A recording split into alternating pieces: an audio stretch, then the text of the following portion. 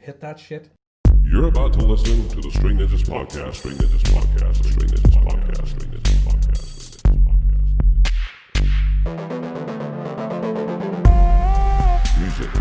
Music. Soft porn stuff.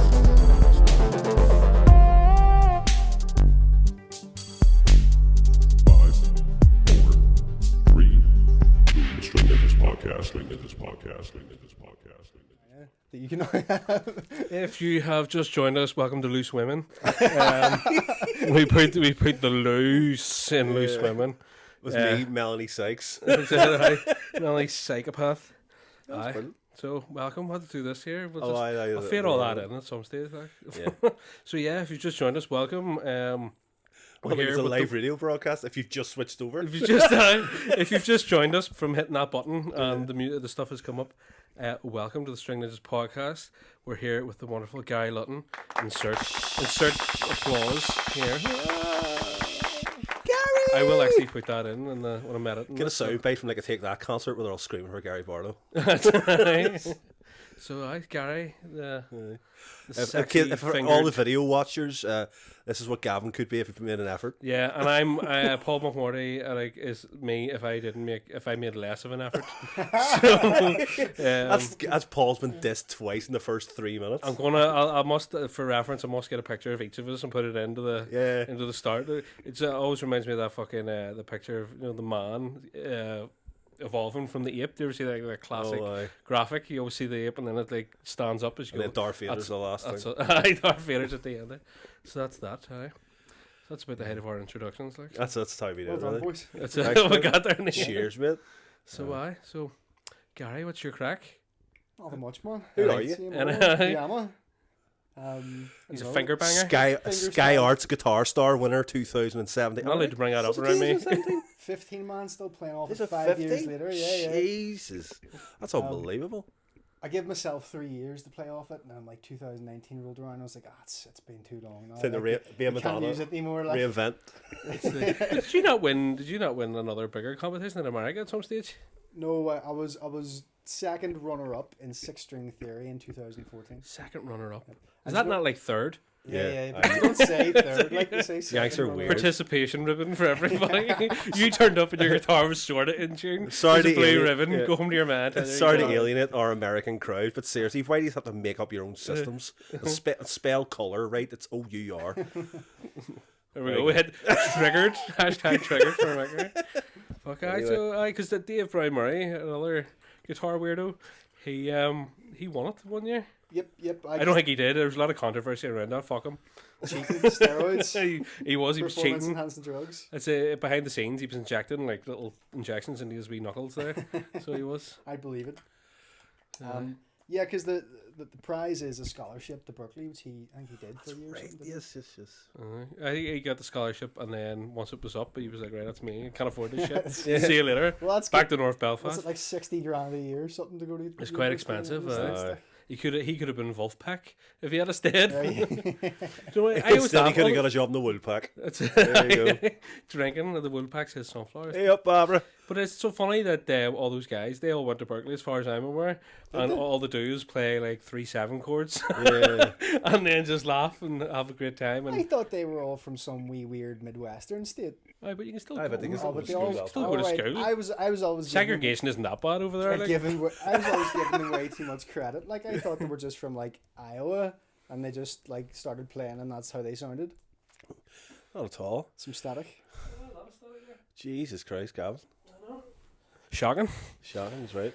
Aye, so that's weird because that thing that I have there That's is Behringer, mate. It's- That's why. that's the You first cheaping time. out, Mate. That's the 100 first time quid. that's It's ever the happened. Alpha. It's the Alfa Romeo of musical equipment. It works perfectly once. And then every it's 1,000 really hard to times. get parts for after that. Clutch held together by a paperclip. So here, what did you get for Christmas?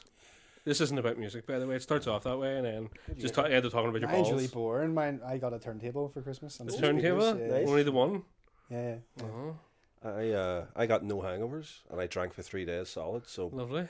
chalk that one up. Because you were to a bonging one. that up with loads of turkey and No, mate, no, legit, I wasn't. I should have even touched the cheese until 2 days ago. Did you not know? No, not the cheese. No. Not even skim the milk. No, not even once. No, because I made a wee trip to my favourite artisanal cheese maker, Mike's Fancy Cheese in Little Donegal Street. Most people have like drug dealers and stuff Yeah. now, but you've like, I I gotta am go a see a cheese guy dealer. I gotta go see a guy about a Cornwall Blue. But I didn't even touch the cheese all the other night. I didn't really do a lot of eating over those 3 days. Just I did a shit ton of drinking. There was a lot of mixing as well. I was like, oh, I'll have a wee Baileys.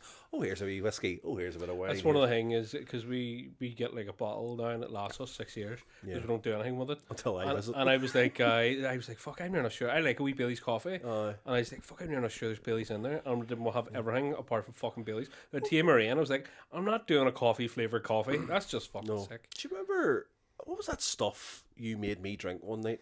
Palinka, That's it. semen, Nobody else would drink it, and I'll drink it. Apricot. And the next day was apricot. It was your man Tom Lumen. Do you know the guitar I've player? had that. I was about to actually say about Hungarian liquor. Yeah, he brought that over. He brought over a bottle of this Palinka and like a sausage. I was like, this sausage is intercontinental. It's better traveled than I am. Oh, I know. I'm thinking about. There's one called Unicum. Yeah. Is that it? No. Palinka's different. But Right, But okay. yeah, we got that. That's their answer to Jaeger. So Oh, it yeah, is. really? Because I went out to Hungary years ago, and it was there, and I'm near enough sure I got a stick in the shot. You know, like we were doing shots of it, and like it was like a twig. Or either that, or the Hungarians just aren't. They're not very savvy when it comes to date rape. Stick a twig in it, he'll choke, and that'll be all we need. You know? Fucking- Aye, Anyway. here, I was thinking about this. So, I'll tell you. So, yeah, I was telling these guys earlier about the really bad Christmas present I got. Fuck, I can't even get over it, man. I went looking for it up the stairs and was like, I'm sort of glad I can't find it because it was fucking horrendous. My sister bought me shite. Fucking a piece of. You know what it reminded me of? Do you ever watch Red Dwarf? yeah. Do you ever see the tension sheet? It's just a bit of bubble wrap painted red with the word tension written on it. That's exactly what it looked like. It was this fucking bit of red card that said "We let the dogs out," and I was like, "The fuck!" I thought that was like the cover of the present. I was like, they forgot to put the fucking present into this fucking thing. Mate, It was absolute your shite. family have not had a good light shone on them in this podcast the last few weeks. Well, the fucking may buck their fucking ideas up, and then they'll not get stabbed at. She bought our Darcy, my daughter, 2 fucking dolls, and one of them looks like Sinead O'Connor, and that's the prince, and then the princess, and they're just those hollow, cheap, like they're the doll equivalent of the blowaway footballs. They're just like, you're like a strong wind. You're like, where the fuck's my toy? It just was like, it's self-destructed. So that. What did you get? Anything good? No, really. Everybody else is that. No, but you're fucking shy crack. So Yeah. No, this is what happens. He goes, we need to be more focused. You know, we need to stop deviating. But this is what happens. He'll ask a question and 3 words into it, go, no, but you know, actually, I meant to say to you this. It's like if Billy Connolly I think did you're a projecting podcast, there, Rick. and it was, I know. Actually, here, did you watch the Billy Connolly thing? No, I think he's shite. Next. Fuck you. Gary, is there anything you want to talk about? I was actually thinking about this last night. Actually, something serious for a change. Because I was thinking about it and thinking about it. I was like, fuck, I must ask. Because you two would know. What's your opinions? And this is honest. What's your opinions on the Belfast music scene at the minute? I wouldn't know. It doesn't exist. Like, well, you know what I mean. Not this very second, but like the scene overall. It's very snobby. I think it's boring as fuck. Yeah. It really is. Like, I think it's great. I'm gonna be positive here. because it's just gonna be the yin to our yang. Show, Gary. This isn't points Because of I was view. thinking about this. I was like, because see if you look at all the big names out there, there's no like fucking, there's no denying their talent. Yeah. They can all sing and they can all play, but they're all singing and playing variations of the same songs. Yeah. You You know, see- it's like, why can't any of these singer-songwriters write something a bit more I think upbeat? there's this problem where the BBC tends to have the monopoly on exposure, and so you have to sort of, Well, when it comes to maybe- exposure, you're going to see a few dicks. well, mate, So, even though they're in full denial about the Jimmy Savile documentary they're producing that even work for them, but that's a story for another so yeah, day. that is a story for that. We'll move on to that next. But no, I that's just what I think. Why, It's what's like the predominant genre? then? 'Cause I don't really Singer-songwriter. know. Wishy- middle of the road guff, I think. Yeah, It's all strumming. the same. I always notice all the same like institutions latch on to the same people. There's no, they all have, they're all exactly the same type of act. Yeah. Do you know what I mean? It really isn't like, there's no real diversity. Can I think about this? I was saying to Vanilla, it's like, so all these singer-songwriters, they're all really good in their own right, and they're all talented and they can sing, but they are singing like all the same stuff as each other. And I don't even, I mean, talking about their originals, it's always the same sort of fucking shit. Capo on the 7th fret, E minor, E minor chord, and then they'll sing some shite about some shite, and it's like, I think there are real good ones, but actually the ones that are coming to my mind are the older generation, like, you know what I mean? okay. Anthony Toner. Anthony Toner. See, he's actually good. I quite like because Ken Haddock. his songs like tell stories, like, but like it's not like a fucking I loved her and I couldn't finger her, so we don't love her anymore, you know, or that. But it's his stuff. Actually, that's a good story. Anthony, if you're listening, write that song. But I know it's just his all his stuff is fucking. It's like it's like somebody sitting down in a pub and speaking to you, start to finish, about a story. But I just feel it's like our generation is slightly younger. They're all fucking shit. They're all boring as fuck. There's no real. I think look who's doing really well at the minute. Look at fucking Amy Montgomery. Yeah. She's got her own style and her own sound, and that's why she's pinging out way more. Do you know why than anybody else. she didn't even spring to mind? Because I think of her more of an international tour now. She's never here, well. But because she is doing so well, like she is phenomenal. But her sound is like so unique that, do you know what I mean? Like it puts her out from everywhere else. And I think, and see for example, like see for years, like we had one of the strongest like fingerstyle communities. I think like there was only like 7 or 8 people that were fucking class. Yeah, and I don't even count myself on that at the minute because it's just but it bores the fuck out of me. Fingerstyle, I was good. Tell me I'm good. That's only when you're on. I never tell him he's good. Stroke my balls, will you, Gary? They're over there. They're over there. Fernula's got them upstairs. What do you mean? I think we still have one of the strongest like fingerstyle. See, well, no, like the talent is still there, but all the acts have dropped off. They really have. Like, you look at David Brown Murray. What do you mean? The fuck's he doing? It's a pandemic. No, mate. but what like the fuck's I anyone haven't doing? heard a peep out of anything from him at all. Like I haven't seen a video from him. I haven't seen. Unless RoboCop's on, He was and then doing he's like, live "Yeah, streams, RoboCop's like- on." He was doing live streams, but he did them for a couple of weeks, and then that was like Yeah, March, April, May, and then after that I haven't heard anything. yeah. Do you know what I mean? Like you're still putting out videos and whatnot. I've stopped now. I couldn't stomach another arrangement. Like I did like 12 and was like, that's me done. I can't do it anymore. There you go. See, we don't have. Thanks for proving my point. Fucking the music scene's shite. No, I know, but no, it is. No, there must be someone good like new on the scene. Well, you said Amy Montgomery, like. No, she's class, but I'd say it's because her sound is so unique and like she's singer songwriter, but she's doing it in like that sort of like soft rock type of way that nobody else is really doing it. Like there is no real. What about some of the bands like the Wood Burning Savages? I think they're pretty good. You heard them? Yeah. Yeah, they've been around for quite some time now, haven't they? Wood Burning Savages. I think Hunk Papa seem to do pretty well. Do you know what the fucking ska scene and the punk scene in Belfast is huge? Yeah. Like I know it always was, but see until like I started going out with Fanula, I didn't realize hard. Like they're filling up like fucking like proper venues every gig. No fucking problem. Like, and I sort of slightly biased, but this is the thing as well. There's no like when you look at the likes of the fucking Arts Council and all that, they're like apply Singer-songwriters.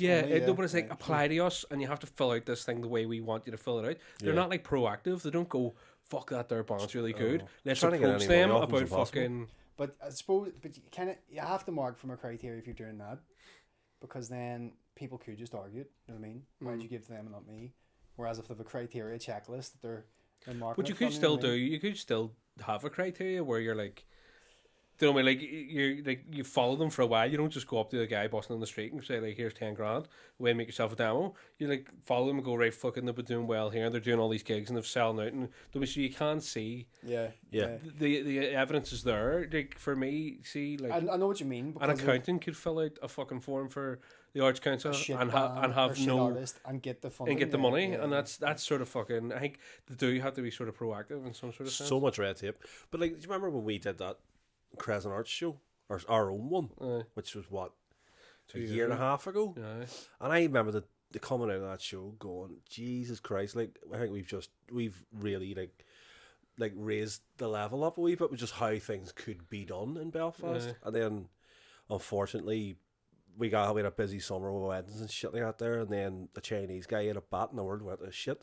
So we never really, I never really carried on. But you know, there's as you say, there's the talent there, but it's the, I don't know if it's the lack of want, or if people are too afraid to be. Like, I think it's a weird supply and demand. Like fucking, it's a weird like relationship artists have with their audience, because in one hand, if you're good enough and you're writing good enough shit, you can tell the audience what they want, and you can show them like this is there.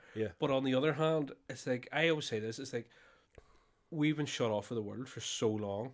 People wanted Dirty Old Town and fucking their Chucky songs or their band songs because it was all to do with their identity, and music was attached to their identity. Whereas now, because everybody's grown up together and the world's opening up to us, you don't really tie your musical identity to your fucking part. Like some guy who's been in a trad band could love classical music and could love rock and all this thing, because now we've access to all this sort of shit. So realistically, on an artistic sort of spectrum, we're sort of new.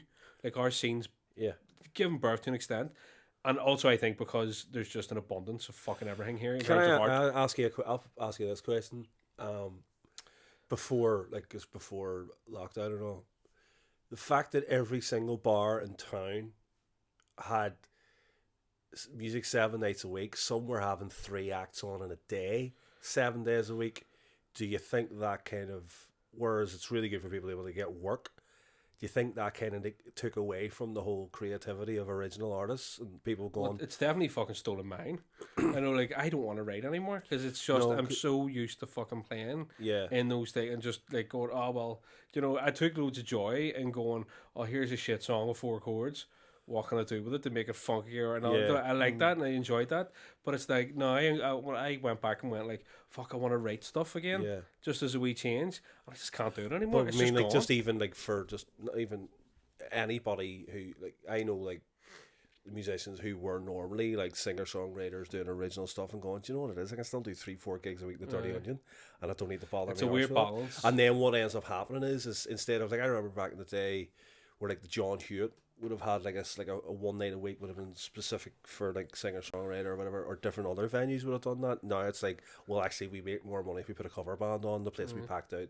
So like that whole thing of, it's like, I mean, that's like how comedy ended up having to go, like the lads had to go and find their own, like, go, right, we need to find a venue that can let us do it and then build it up over years. See, it's kind of like, you with the original stuff, you don't know what to expect as an owner or a listener. You don't know what to expect. 100%. Whereas like a bar person on a Saturday night, they could go, oh, you write original stuff, and they could turn up and be singing fucking Tenacious D covers in an old man's bar. They're going like, what the fuck's going on? I mean, you could, it's sort of a weird thing. Whereas like if you know these people fucking sing middle of the road shite, that the middle of the road's your customer base. You know what I mean? But what's it like? Because you don't really do, like, you do covers, but you do them like that are like stuck to your style. Like it's not like you're changing anything to do the covers that you're doing. You know what I mean? It's not like you're getting a singer in or a bass player or fucking having to adapt. You're literally still doing what you do.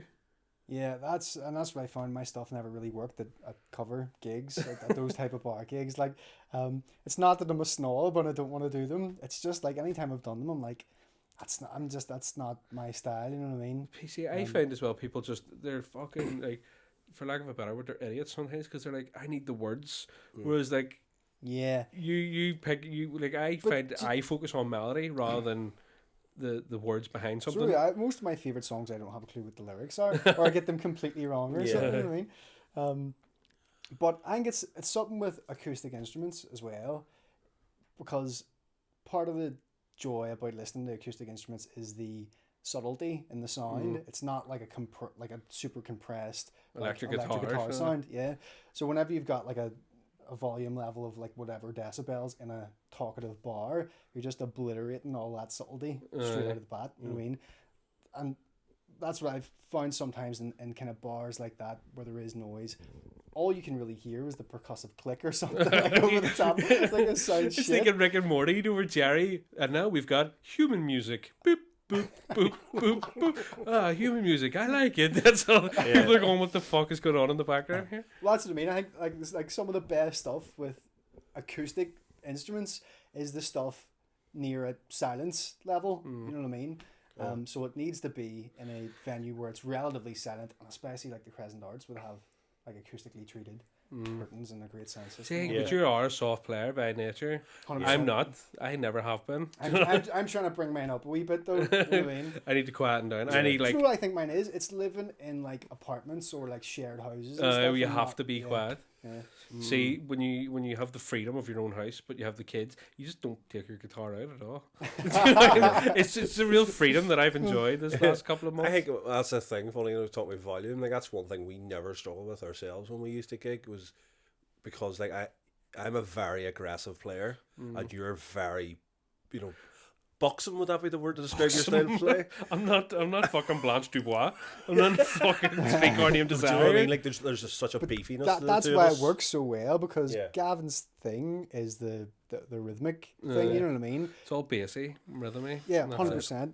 And then you have this weird blend of like ultimate precision, but also like openness to like putting fucking wah and distortion Yeah. on your Well, that's violin and all. stuff. That was him. Like I didn't know. People don't realise. I'm the man behind the No, curtain. literally. Behind Think his every good podcast would be man- out there if it wasn't fucking me sitting up till 3 in the morning, Mick. Behind every good beard's another beard. But he, no, legit, that was all him. I mean, it was something I had tried to dabble in, but I didn't understand the parameters of how sound like that worked. Like, I understood a raw acoustic instrument. I knew how to make it sing. Did you always have an electric violin or did you switch over? And I always had an electric violin, but I didn't understand. Do you ever get a new pedal and you're like, what does range mean? Yeah. That's the same thing he like he had no idea like the cause and effect of turning the Seriously, knobs. yeah, I legit- Tone's so good now. Like, But as I said, I literally because we were sitting when you got the fucking the Boss MA80, I was like, well, these are sorta, and I was Yeah. like, just plug it in the house and just turn everything and see what the fuck it does. Yeah, and that's literally what I did. And then whenever what was happening was then the more, because that was the thing. It was a confidence thing for me, because having to be a violinist who uses his feet more than he uses his hands. that bit I had to learn the footwork aspect of it. But once I got confident, and then I was like, oh, that sounds like I've heard that kind of sound. And that's sometimes how actually we would start doing songs. We'd learn a new song because I learned that like I could do something on my violin. I go, we could maybe do this tune. And sometimes it would work, sometimes it wouldn't work. But that was what it was, experimentation. But I needed someone to actually physically. He didn't like teach me absolutely everything, but it was like this is the basics of how it Spit all on it goes. first. And because I like That's it. oh, it's, Nobody likes a dry signal. I know, fucking hell. We're not thumbing it in anymore. But I know that's how it was. I didn't understand reverb. I didn't understand if you have reverb and delay, you needed the fucking the it's order. almost like a mathematical equation. How it has to balance and all that stuff. Now I do, like, don't get me wrong. I still like there'll be times like he'll text me and go about how he's putting one of our tracks together, and I go, all right, get on. And I have no idea what he's talking about. And it's like, but How then the fuck do you think I feel? I'm just clicking buttons. And that sounds better than it did. you do try out, but then it's also like learning the pedals. I do feel improved me as a musician as well. why? Because you're thinking more about sound and the sonic texture things. Because it rather used to than just the be notes. for me, how can I do what I do really well, and how can I? Basically, it was almost like, how do I be a star? But then again, no. How do I be a star? But you know what I mean? It's like Fucking welcome that to the next band I was fucking in before us. It was a 6-piece band, so like I felt like I always had to fight to really, be What heard. you're saying is, in another way, you didn't know your place. Anyway, but then it took once I'd figured out the pedal thing, then it was like the whole stringing is balance and then I was like, right, okay, now it all makes sense. And now it's like when we're doing a song, if he's gonna take lead, I just sit in the background and just a little bit of pizzicato and some harmony. I'm happy to do it, you know what I mean? Because I understand now, but I didn't at the start. Because at the start, It is learning. I think that's one of my things. Like whenever it comes to, I was trying to explain this for a minute. Like I'm not great at working stuff out, like in terms of chord structures and all. That's basically what you do. You go, aye, that's fucking What's what. he work out the chord structures of the violin? No, he hears it. He just goes, it's G and F and just tells you. and just tells me. And I'm like, but not all the time. No, don't get me wrong. I still go and learn stuff and actually sit down with a fucking guitar. But I'm not good. Like if you were to say to me, you know, like Dave, if you say here, have you heard this song once? And he's like, oh yeah, I can. Like, do you know when he'll sit, he'll do it all out. I can't do that. But one of the good things I can do is arranging stuff over the top of each other, like layering it and go right. If you go, because I was saying to them, I want to do. Was it Ken's theme tune in the Thundercats? Yeah. No, and no Ken from fucking Street Fighter. Right, okay. Did you ever hear it? The fucking it's all like open E, that sort of rhythm, and Thundercats are loose. And I was like, right, I've already worked it out in my head where we change and how like what I'd be playing and what he'd be playing. Orchestration seems to be like a strength he has. But then it's like, I don't know what that is. No, but that is. I don't know what G. But that's the term. But that's the thing. But it's like, I mean, you've got because your background, like, obviously you've got a PhD in whatever that. Pretty huge. Here, I've been in the Jim McGarry. Do you also write pornographic novels for kids? I've seen it through those Slazenger 3/4 lengths. But do you actually wear them? Do you? You carry around a tennis racket, just in case.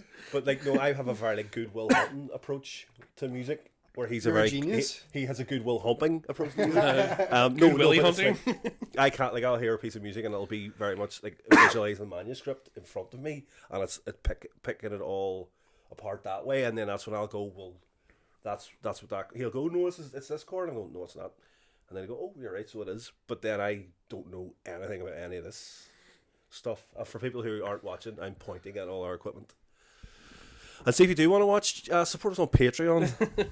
Patreon.com/String Ninjas, and you will get to see our beards. Actually, just for Gary's beard as well. It's very well groomed, mate.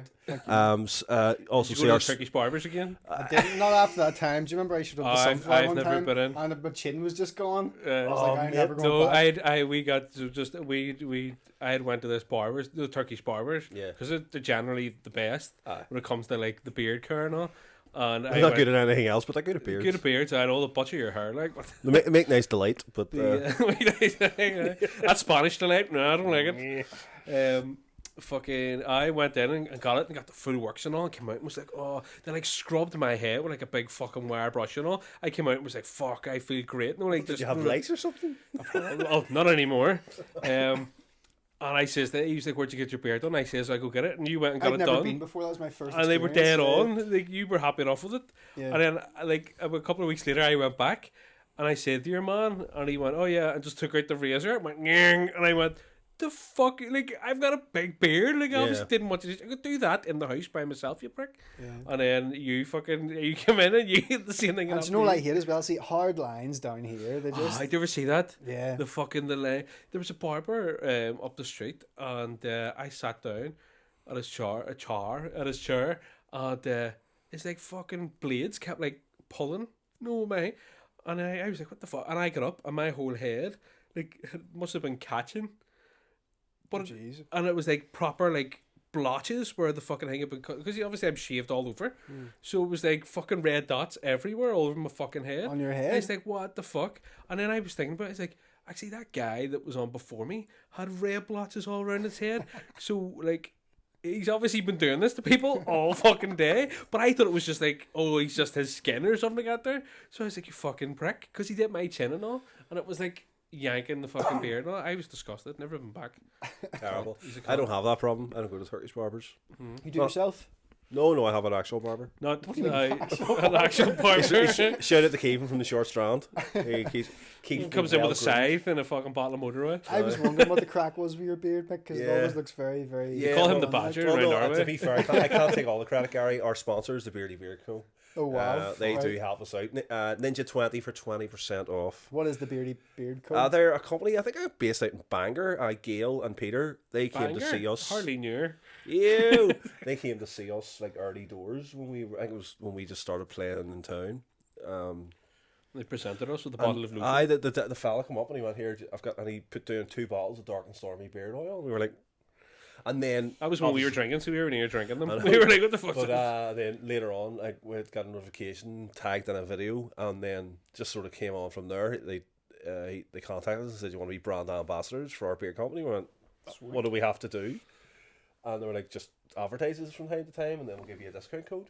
Cool. So yeah, I Ninja 20 for 20% off. We have our own special code. Do they do any mustache wax? Mate, they do so much. Go check them. Legit, go check them out. No, actually, they're very good. Like no, but you know, my beard got better when I started going to my barber. I used to go to my barber for just a haircut, and then he was like, "Do you want me to do your beard too?" And I went, "No, it's all right. I'll do it myself." Isn't it? It takes a lot to trust someone to touch your face like that. Tell me about you know what I mean? So we did it once, and I was like, "Oh, it looks really well." But then what I ended up happening is the more you sort of tidy your beard up, the more it will grow. And so I started to go every single month, and then after about a year of doing that, I had a full Brillo pad beard, like fucking really coarse. It's really been cut down, but it's like I had it. There was a point at lockdown that whenever I did this, I could get it to above the nose. It was huge. So and then I did the hawk. The Zangief. I did the Zangief. The Zangief. Poor man's Eddie Hall, and I did that, and people were like, when I did that, I posted a picture of my hair, and they were like, "That's amazing." And I was like, I've had more positive feedback about my hair than I've ever had about anything musical I've ever done. I have a Blue Peter badge, and people are like, "No, I love the hair." So I can't recommend grooming enough. I don't bother from the neck down. Nobody's seen it. You know what I mean? So in the grooming, he always has bags of sweets on him. Just in case, you never know. She mean I can't even roll my windows down since you broke them. Trying to escape. Okay, let me out of here. Oh, Christ. Okay. So I asked earlier on any questions for Gary, and I got a few. So this is like I kind of want to go like Jim out in Exeter says he had a problem with his motorhome. Did you hear about the Aussie news readers there last week, a week before? Fred and Rose West. They'd sent in basically well wishes on their wedding anniversary, and it was Fred and Rose West. It was like all love from your kids and all, best mum and dad ever and all this. So Emily Crawford has asked you, okay, Emily, how do you get those lashes to curl? And I think that's really the fucking question we're all asking about here today. Is it a natural thing or is it something you work towards? Pure genetics, man. You know what I mean? I have no secret for you. That's just how they are. He sits in front of a mirror and like wills them. Grow, you bastards. I know, mate. You're like a really handsome Ming the Merciless. Really are. Do you know that's what I thought Ming Gavin looked like the first time I met him? There's Ming the Merciless. Yeah. Did you know Gavin the Hawk? I met him once. He doesn't remember, but he was busking outside Tesco's playing drifting, and I went up and was like, "Excuse me, mate. I see you're playing drifting. Or do you like Andy McKee?" And then we got chatting for a bit. But yeah, I probably done those years. I seen a picture of like from years ago of me busking outside with the banjo when I had the banjo and a mohawk and this like pleather jacket, like it was so obviously not a real leather jacket. It was like you could have fucking filled up an urn, sold me sold it to a kid for their 10th birthday or something. This thing was horrendous. And I was like, how the fuck did I survive this long looking like that? Why did nobody ever come up to me? They probably just went, he looks fucking mental. Let's leave him alone. I know every time I see a picture of that, I look at Frula and go, really? See, that's what happens. I say to this, the greatest thing for our relationship was Fanula's low self-esteem. Yeah. Because that's what got her to let her guard down. Do you think if she had a good self-esteem, she'd be going out with me? Nah. Fuck's sake, mate. Catch it out with Gary. Gary. Sorry, Jordan. Yeah, I know there is as well. Some fucking photographer actually took a picture of me, a proper picture, and like framed it and sold it in some gallery and all. So some cunt owns a picture of me, sad bastard. Up on their bedroom wall. Fucking splattering it with their with their love fucking jizz. Christ, sticky white love piss. Oh, don't need to be hearing about love muck. Love muck. No, that's the other. That's you get that on your birthdays and Christmas. Any other questions for Gary? Oh yes, there was more. There was more than one. That's what happens. Attention span just gone. I couldn't see you boys working to a plan like. No. I could. I just don't think there's any point. Do you just have a plan when you gig, or do you just call out songs? No, it's call out songs. We literally try and remember songs. Like, what do we know how to play? And he's like, "Oh, where do we play this?" And I'm like, "Oh, I'm not really. Could be arse for that." And then he goes, then I would say like, "Oh, let's play this." And you're like, can't be annoyed with that. And then we'll go, what about? And we'll go, that'll do. And that's literally how our set goes. I know. Oh, the fucking memory. Ross Montgomery Oh yeah. ask about the timing of your trip to play guitar in China and subsequent world events. To be fair, So I know so this. Gary story. went to China and came back, and I'm not saying the two are connected, but there's definitely some sort of correlation. Gary- 100% Gary's a super responsible spreader. for the island of Ireland getting COVID. Like, That's because when he does the wee flicks, he was flicking his sweat into the crowd. See, he's a And they're super all sitting there spreader. with their mouth going, wow, and it's all trip. He's a super spreader, and I'm the mouse maker. What's your wrestling name? The downer. Gavin the downer first. Just come on and you're going to hit me with a chair. And I'm like, there's no, you can hit me as you want, but you're going to die in the end. So. We're all going to die. Everyone that's had the bubonic plague vaccine has now died or some shit like that. So yeah. Gary, you've never seen that video with it getting smacked up the face. So actually haven't. I No. wanna show Oh, your you man. now. Oh, I'm not here. good at memes or.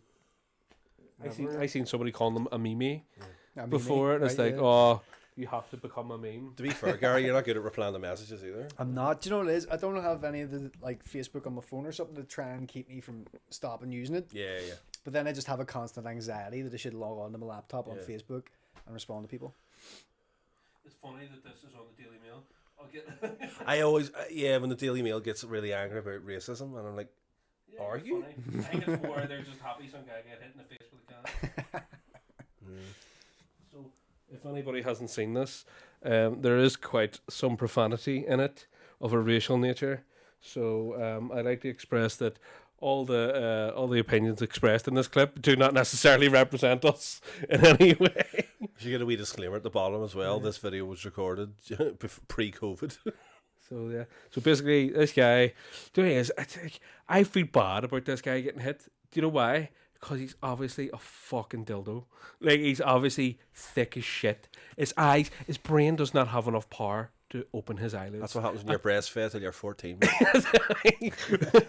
That mama calcium ain't good for the soul. His dad breastfed him. But what is he? Was his dad meatloaf at a fake club? Was it his name? Was Robert Paulson? You might not remember that. Anyway, so yeah. So basically, what happens is I'll put the video up down here below. Is the guy says some unsavory things to a man of color and ends up being a color himself, black and blue. So let's hear. Fuck my mama, nigga. Fuck my mama. Fuck your mama, nigga. Fuck your mama. You know what I'm saying? I live on 400 ice round. He's prepping the can. And you know what's crazy? You know what's crazy? I'm gonna walk to you. I'm gonna walk right to my house for you, bro. Oh God, I'm not trying to disrespect you, bro. I'm not. I'm gonna say nigga all day, every day. Are you kidding me? Where you from, nigga? Where you from? Where you from? Where the fuck you from, nigga? You from here?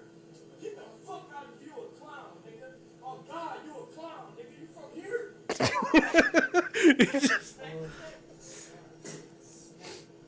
Smack me. Smack me, nigga. Come on, yeah. Drop it. Yeah, you got yours, buddy. Don't need another fucking nigga. Fuck. Yeah. Well, there's been loads of memes of this since. Jesus Christ. Okay. Gavin, that was so extreme to be like on a podcast. Like, that was- No, I think it was just about right. 'Cause I think that's the way most people Yeah, that's should probably be. the softest video we've watched. Yeah. Fuck yeah, there's part of me like that guy is like something's not right, and he's on drugs. Like, you know, he's on meth. But what's the fucking? They've cut it to do like no, like fucking, what do you call that? Blue Monday? No, the drums. Doof, doof, doof, doof, doof, doof. But yeah, you hadn't seen that, so now you can see Now it. you have, Gary. Your life's not Enlightened.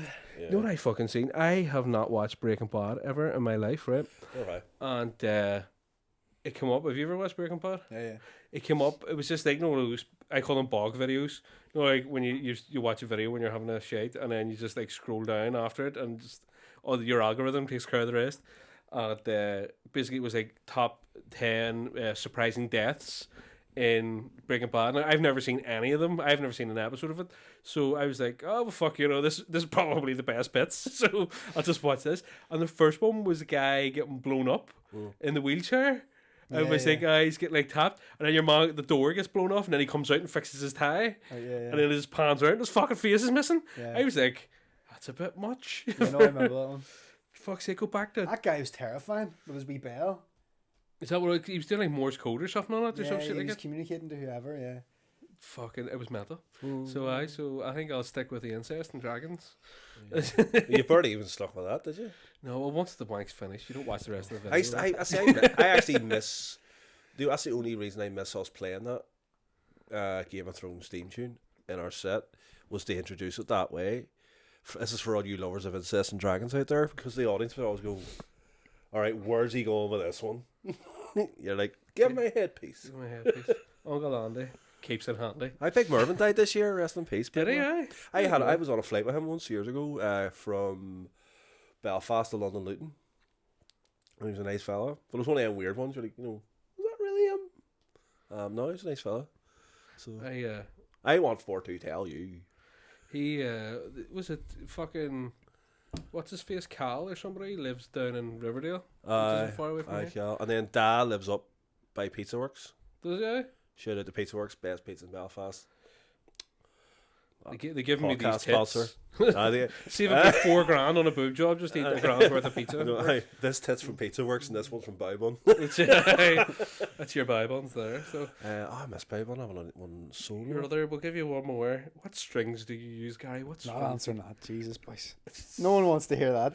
Yeah, Oh, are you apparently sponsored? Dean Stevens does. No, he doesn't. No, he legit does. There he is. It's on the screen. Oh, so it is. There you go.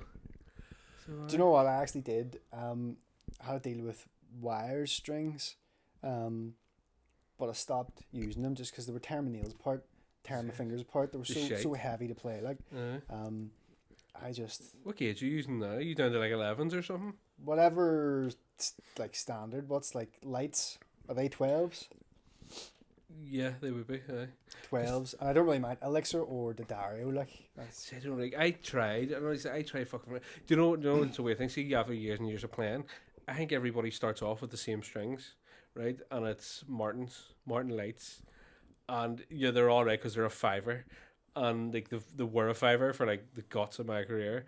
But see, after playing like every other fucking string, you realize how fucking shite they are. Yeah. They're so bad, horrendous. Here's one for you. Right, see if you have a pack of strings on for a while, just say like 2 weeks, right. and one of your strings breaks. Do you change them all or just one? Like, do you go, I'm going through the hassle of doing one, I may as well do them all, or... It depends. Like, so what? They've been on 2 weeks. Well, they've been on a length of time. There's nothing wrong with them, like, per se, but they're not, like, fresh on. I'd probably just change one. Like, Because he sickens me because he For has many reasons. he has like a set of strings on for like, I know they're violin strings and they're thicker and all, but he'll have like a set of strings on for like 2 years and like break one and just change that one, and then as they break we'll just change them. Because I don't need good strings to sound good, mate. I got my right hand. And your wah pedal. Yeah, mate. Your wanky wah pedal. But I thought that was strange. I was like, change them all because they all sound different qualities. Yeah. no, No, if you're right. But funny enough, the string I break. This is the most boring conversation ever. But the string I break most frequently these days is the top string, the low E. From Why? clicking it.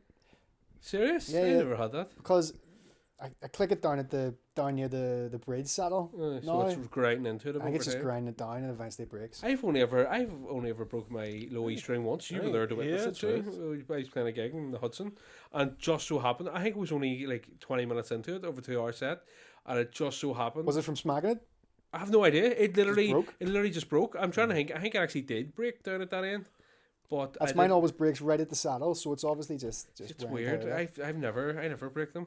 I love how Dean was like trolling us, like, "Whoa, what strings does he use?" And we're actually talking about strings. Here, now. let's talk about here. What's your favourite sausage? Speaking of Dean, We'll wrap it up with this Dean, one. mate, I don't know how you do sausages. Last time I had a sausage, I got a bit of gristle, and I've been off them ever since. So, yeah. I like a Sorry Brad. to Dean. 90% gristle. I like a Bratwurst. Actually, I have a funny story about sausages. I used to work with a Polish chef called Marcin, and he's a great guy, absolute workhorse of a man. And when he would go back to Poland, he would bring us back Polish meats with him. And the white pudding he used to bring back was phenomenal. And so he would serve it up in the bar, and we'd all be eating it away. And there was this one girl, she was a Kiwi, and she was eating it going, "What is that?" And we were like, "Oh, it's white pudding." And she went, "What is white pudding?" So we told her what it was, and she went, "I'm not eating that." And Marcin, in his broken Polish and English, turned around and went, "The amount of cocks you've taken in your mouth and you won't eat a bit of white pudding?" What is in white pudding? It's all lining and shit. Oh, And it's right, all the okay, I bits and didn't know that. bobs. It's all the bad stuff, but it tastes so good. Like tripe. Just stomach, animal stomach lining. Now I just want haggis. I love haggis. Haggis is fucking good. I never had haggis. You ever had haggis? Get it It's in great. there, man. First time I ever had it was in Scotland, funny enough. But it was like haggis ball. So it wasn't like, here's a bit of haggis, eat it, see what you think. And what is it specifically like? So It's like offal and like oats. It's basically, if potatoes and meat were like blended together and mashed and reformed into a big log, with loads of pepper. That's what it would be like. It's fucking great. People are all like, "Oh, it's it's this, that, and the other." And it's like, it's essentially a fucking sausage. I know. People who order fillet steak, I'm like, you're evil. There's something wrong with you if you don't like fat in your life. Do you know it's that kind of way? You need fat in your life. not a steak. Eat the fuck. I wouldn't eat the fat either. Gary, I think it's time. I would eat the fat in the oil bacon, like I would eat the unless it's See that strip of fat on a sirloin steak? You just chew that. he cuts it up with a card and snorts it off the table. Well, eat it. Cook it and eat it.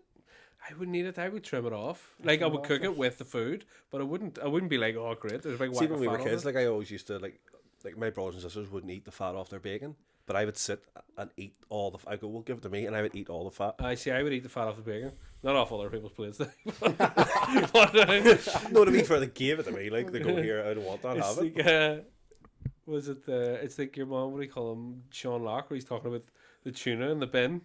He's like on the phone. He's just sitting there like on like customer services, and he's like, oh, And next thing he noticed this little flake of tuna just sitting on the bin lid, and he was just he wasn't thinking about what he was doing. He was just picking at it while he was, and he ended up like picking it up and eating it just out of because he was just like all bored on the phone and fucking wasn't really thinking about anything. And a wee flaky tuna bit. Absolutely disgust me.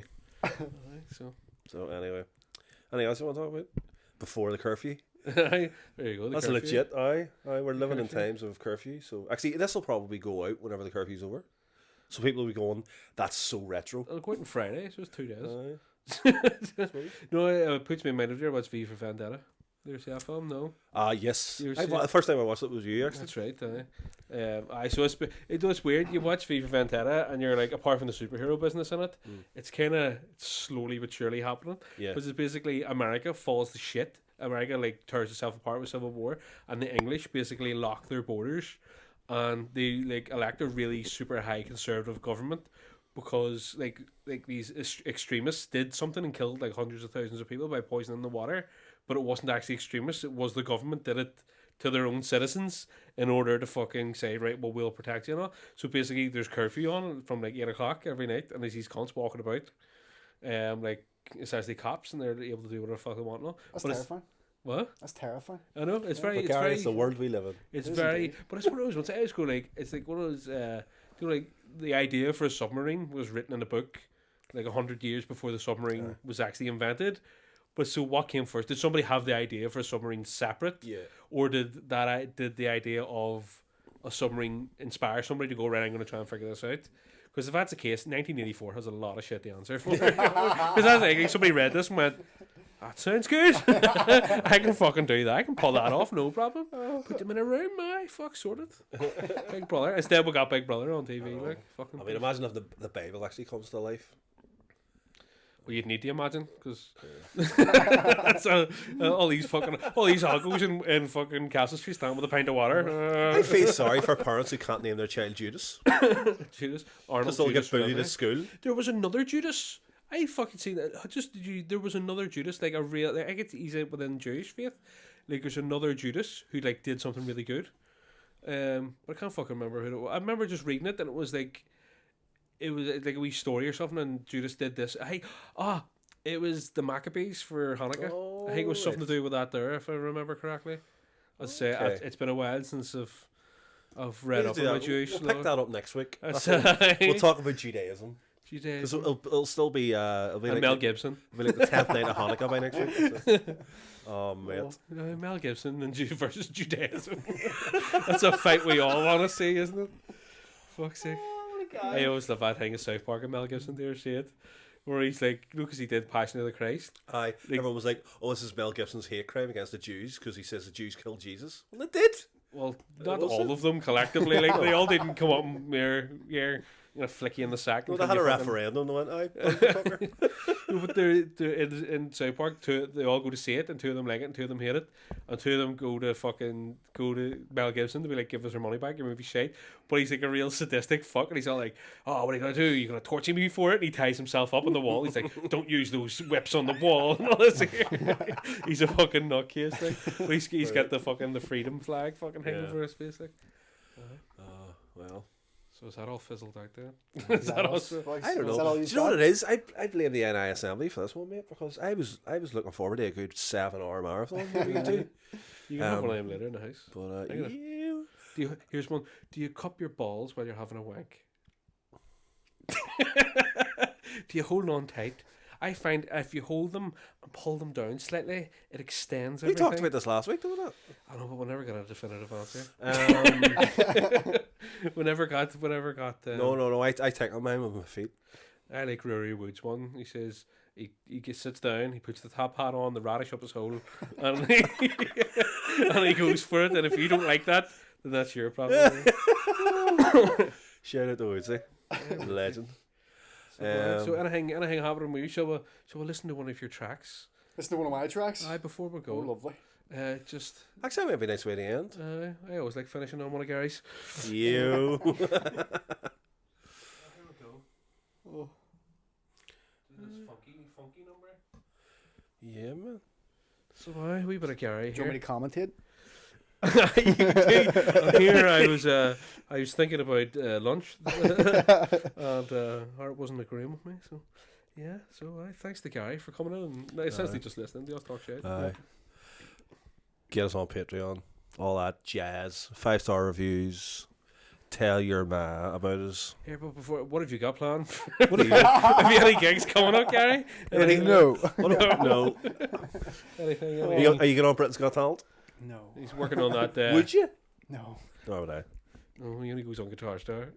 I go once you do one cheesy TV competition, that's enough. Yeah. Do you know what? I'm really glad we didn't keep talking about Guitar Star because I know every time I talk to you, I always end up ranting about that gob shit, the one at the year after you. And I'm like, Your man. Your man. I didn't watch that. I had to unlearn my skills. I didn't Fuck watch off. any of them ever. I did not. By the way, I barely turned up. By the way, for anybody who doesn't know, the competition that Gary won, Gavin also entered it and obviously Do you know, didn't win. I also almost. I reckon they got the guy mixed up. I thought it was the bald guy with the No, beard. No, And they I went, already knew he was going through because they singled him out and were like, here, play a song like on the side by yourself. But here, I near missed this the going down on the day because Gavin said, "Here, meet me outside the Jury's Inn or something." You're like, "Meet me outside the Jury's Inn at 7 a.m. on a Sunday morning." I had to go down. So I was standing outside the Jury's Inn at 7 a.m. going, "Where's this bus?" I drive past you on the bus, Raven. That's not what happened, but it's a nice image. But I had to run to Europa, get the bus down, and then about 4 or 5 hours later, Gavin shows up on set like half the filming's already been done and all. What am I on about? I had home troubles. I I never woke up. I know I'd say because the kids were away. Well, the kid at the time was only Finn. I think it was staying with her mummy. Aye, and I had prepared everything. Everything was sitting by the door for me to walk out. I had the shower before I went to bed. Fucking clothes and all were sitting out. Everything was done, and I literally slept through the thing. And the thing is, I remember waking up and going, "Oh," like so disappointed. This could. And then in hindsight, I'm like, "Why don't you just go back to bed?" Like nothing really came of it or happened. They came the next year, and we're like, we had to do like tryouts essentially, like local tryouts, and that's how I got my EP done. Was that were in Cloud9 Studios was the local fucking, that was the studio they were using, and I went in and played a bit. And then your man messaged me and was like, "Oh yeah, you want to fucking," because it was just what they were doing. Sweet, yeah. You won like a day's recording. I was like, "Oh sweet." So, but I went in. They were like, "Yeah, I really hope you go for it." And I was like, "Great." And I was like, "I'm not fucking doing it." Like, It's even like the long-term benefits of even winning are like they're so short-lived. Yeah. It's like yeah, quite literally, short-lived. Yeah, you get like I think I had like a couple like well-paid like pretty good gigs that you'd want to get for like 3 months, and then it was just back to normal. You know what I mean? So See, that's the thing is like David has like supported the two biggest names within the fingerstyle world, Tommy Emmanuel and Andy McKee, and nothing happened with it. But as I think when you get a break like that, you have to really like, instead of going, I can take it a bit easier now because I did these things, people are going to come looking for me. It's like, no, they don't give a Super fuck about you. aggressive, like, You need to go to them and say, here, I did this, and then that's when the ball starts rolling. Because that's like anything. Like, I think we do it the other extreme where we do fuck all and make it out as if it's massive. Oh, yeah. Where like, we do absolutely not. It's like, I got up today. Aye, give us a gig. let us go on BBC Radio and fucking play. Well, they wouldn't let me buy a tiramisu, and then I planted a bomb under my car. An old dirty tiramisu bomb. But I know it's fucking. It's one of those things. Like it's like because the funny thing is about that, right? Here's how much I literally did not give a fuck about that whole thing. When I went down and they're doing the interviews afterwards, they were like, right, so you have to like ask yourself the question. So they'll ask you, you know, what do you think of the competition? And you have to go, I think you were talking about the tiramisu still. No. They interview me in Little all the time. Yeah. It's like, so then you have to go, well, I think like the competition movie, so you have to sort of ask you know, so because they're not going to edit them. yes, I remember that. Do you remember that? So your mom was like, so here, talk about, you know, what would it mean to you playing at this festival? And I was like, it's the first time hearing of it. I was like, I didn't even know that's what the prize was. I was like, I thought I was going to be playing for the Queen.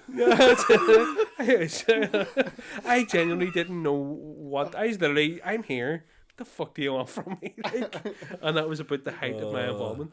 And then I remember the fucking. I also felt shit because I was the very first on. Were you? To do the playing. So you were late to the gig and then you were the first on. Jeez. And everyone else, like they weren't sure at the start whether all the musicians were allowed to watch everybody else. But see, like after I played, they were like, "Oh, you're allowed to go in and watch whoever you want." So like, I went and watched everybody else, and like, but nobody watched me at all. Like, yeah, it was just the crowd who, you know, like, because you're like, bring your mate with you, and I didn't turn up with anybody either. So it was like fucking just the random crowd of people that were there. There was one day of film as well. I had like rent a family because there was like 4 contestants, and they were doing a shot. You see, turn around, kissed your man really passionately on the lips. Oh, that was great, mummy. But they were like, so they were doing a shot in Bush Hall in Shepherd's Bush, and they're like, right, everyone stand with their families. And I just had to be like, I don't have a family, guys. Is it just me? Like, excellent, use it. Soft story. The thing is, you turn around, like your dad's just this big black fella. You're like, thanks, Dad. Looks like an advert for DFS. That's good. That's funny because I didn't do any of that. That's we should have started off the podcast then. Yeah. Right, everybody take a wee minute and we'll start again. But that was fucking. Do you know you could nearly stop and just like paste in his video? No, I'm probably going to use this for best bits because I never do that. Yeah.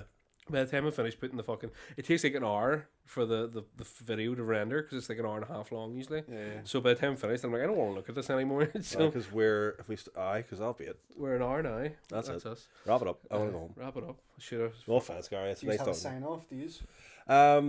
Patreon again? No, I'm not doing it. You know what it is? OnlyFans. If you want pictures of our feet, OnlyFans.com/. Mate, you know what it is? It's fucking. We should do that for the crack.